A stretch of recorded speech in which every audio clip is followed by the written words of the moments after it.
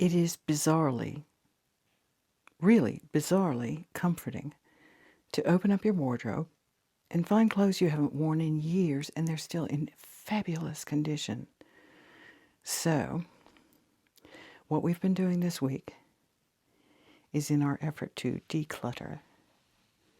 That's the first stack, and several things have already gone out in the post. We've been listing things on Vinted. And over here, I have just discovered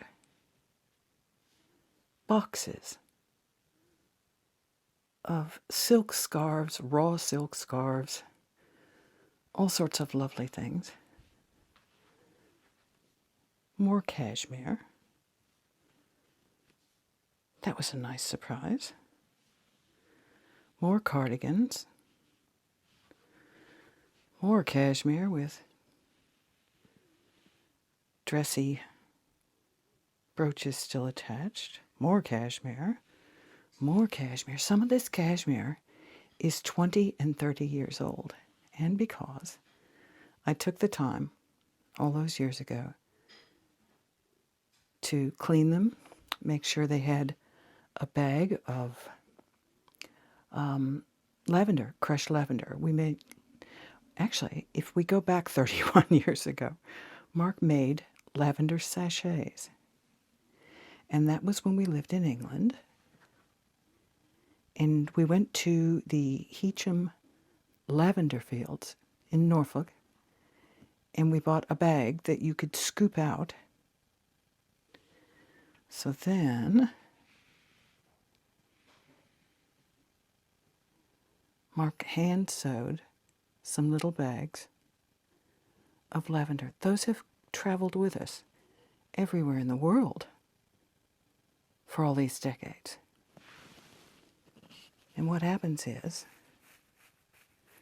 the sweaters themselves go into, there you go, a plastic Ziploc bag, a large one, and they have a bag of the lavender inside. Keeps everything fresh. No nibbles from bugs. The only time we've had problems is if we have forgotten and we have just taken the clothing off and just tossed it into one of these snap lid containers with no lavender in there. Lavender is your friend. The other thing that's your friend is if you have long wool coats and they've been zipped into one of those coat protectors, like the ones you can buy at IKEA. Hang on a second, let me see if I can show you an example. I rediscovered a long red wool coat. It is so beautiful. And it is ankle length. I have worn this twice. Seriously, twice. Once, this tells you how long ago it's been, was to my daughter's wedding, and I wore it over an evening dress because it was an evening wedding. And then the second time I wore it was to the cathedral in Ballarat, and they do a Christmas service where they sing Christmas carols to the king, and I wore it over a long wool dress at that point, and that's it. And it's been sitting in my wardrobes for over 20 years. Now, the reason I think it's in such good condition, let me see if I can back up and get a better picture, is that it was zipped in one of those long plastic zip-up things that I've just described. And there's an old way of keeping things fresh. You put a handful of cloves, whole cloves, not ground up cloves, whole cloves into the bottom of a bag, and then zip it shut. And creatures, in other words, moths, they don't like cloves. They don't want to eat wool clothing that has cloves all surrounded it. So, and then down on the floor, you can see the last of my little leather shoes. Seriously, I never wear leather shoes anymore. And I discovered them in the bottom of the wardrobe And I thought, no, at my age, I'm not going back to wearing leather shoes. So I think those will get listed too this week. This has been good fun. It's a lot of work, I won't lie to you. It's a lot of sort of faffing around with taking measurements and putting them online and making a point of... When we did this, when we left Australia, I did the same thing. We put all the measurements on there, the side to side, what the armpit to armpit, what the hip, the waist, the length, all of that are on. And then you still get questions from people who refuse to read the listings. An interesting thing to add to the decluttering and donating segment for A Village Life in France. By the way, both of our websites, both of our channels have links in the show notes for every single one on both channels. Here's the thing. We really have always had success with, if we needed to thin down the wardrobe, we could find, and we never gave away trash. We always gave away good quality shoes, clothes, whatever, that someone could use, that it would be helpful. We're having an issue in France. About probably a month ago, just before Christmas, there was an article in the newspaper, and it was all over France. And in Brittany in particular, it's a bit dire.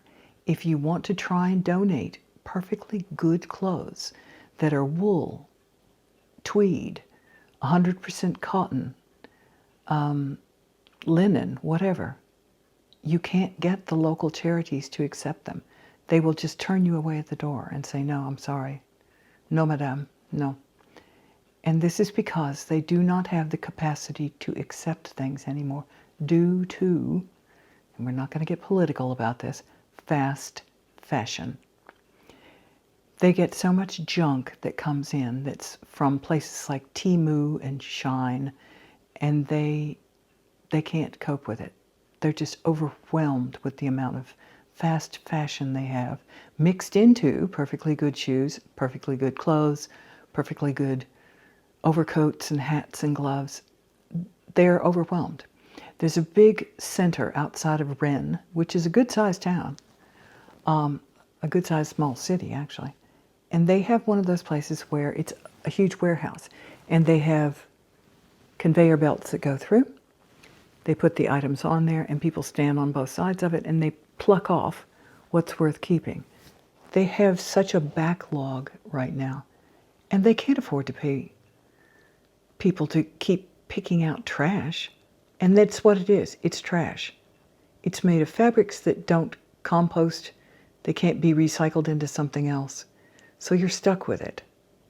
So it's a bit of a dilemma, and I've found, thank heavens, when I went through our wardrobes and I started opening drawers and pulling things out, almost everything that we have that wasn't good enough to list on Vinted or a local Facebook page or anything, we could recycle it into something here at home. I had some groovy little plaid pajamas that I had bought years ago, and they were just really tired. Mark has been able to, I bought them in pairs so that they were mix and match. Mark has been able to cut them up into squares, and he uses them to apply stain or varnish or wax or something when he's making something out in the wood shop. You're going to have to end up thinking about ways to facilitate not bringing more of that into the world. I think we'll leave it there. We won't make a lecture out of it. Anyway, so we had 3 days so far this week of that, and we've probably got another full day of going through the wardrobes, and then I'll be able to open the doors and look and see, okay, here's my shirts, here's my pants, trousers, here's the few dresses that I want, whatever. And also, I won't be having any more bright yellow clothes, bright orange clothes. I'm going to stick to black, bits of gray, red, navy blue, and maybe occasionally one little piece of cream, like a little shirt underneath. Those are the things that suit me at my age, and they look good against my skin. A little bit of vanity there. I don't need to go crazy with bright colors and lots of florals. So there's going to be more things in that bag next week that goes. So, all right. I hope this has been fun. This goes under the category of daily life. And we told you we would be going back to doing more daily life stuff. I think thinning out wardrobes, decluttering, trying to make your life a little smoother, that's definitely a daily life sort of thing, especially when you're retired. So, there we go. Thank you for being with us. It's lovely to have you here. Like, subscribe, thumbs up, pass it on, put the little bell on, all of that. Thank you very much. Bye.